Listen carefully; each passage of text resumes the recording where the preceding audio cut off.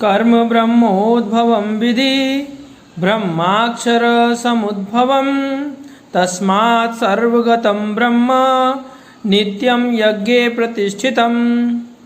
अर्थात वेदों में नियमित कर्मों का विधान है और ये वेद साक्षात श्री भगवान परब्रह्म से प्रकट हुए हैं। फलतः सर्वव्यापी ब्रह्म यज्ञ कर्मों में सदा स्थिर रहता है। इससे पूर्व के श्लोक में हमने समझा था कि सारे प्राणी अन्न पर आश्रित हैं और अन्न वर्षा से उत्पन्न होता है, वर्षा यज्ञ संपन्न करने से उत्पन्न होता है और यज्ञ नियमित कर्मों से उत्पन्न होता है।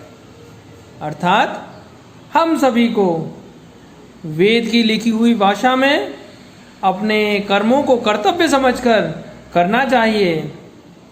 अर्थात यज्ञ तथा परमात्मा में सीधा संबंध है।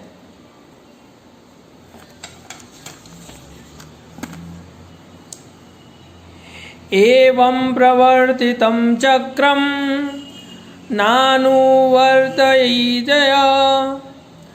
अधायुरिन्द्रियारामो मोघम पार्थ स जीवति।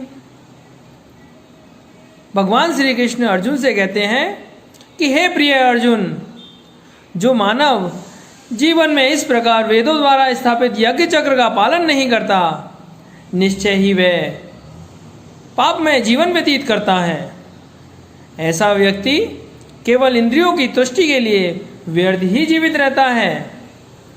जो पुरुष परंपरा में नहीं चलता, जो सृष्टि चक्र प्रकृति के नियमों का पालन नहीं करता, जो सिर्फ इंद्रियों के भोग में लगा रहता है और इंद्रियों के भोग से पाप में जीवन व्यतीत करता है, ऐसा जीवन व्यर्थ है।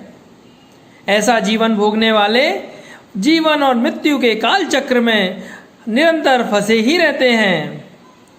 वेदों तथा ग्रंथों में लिखे गए नियमों के अनुसार हमें अपना जीवन सार्थक और उद्देश्यपूर्ण बनाना जरूरी है और अपने जीवन को उद्देश्यपूर्ण बनाए रखने से हमारा जीवन सफल होता है।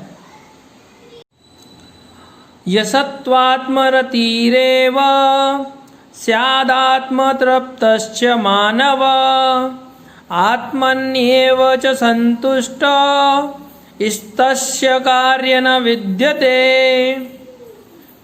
भगवान श्री कृष्ण अर्जुन से कहते हैं कि जो व्यक्ति आत्मा में ही आनंद लेता है, जिसका जीवन आत्म साक्षात्कार युक्त है और जो अपने में ही पूर्णतः संतुष्ट रहता है, उसके लिए करणीय कर्तव्य नहीं होता।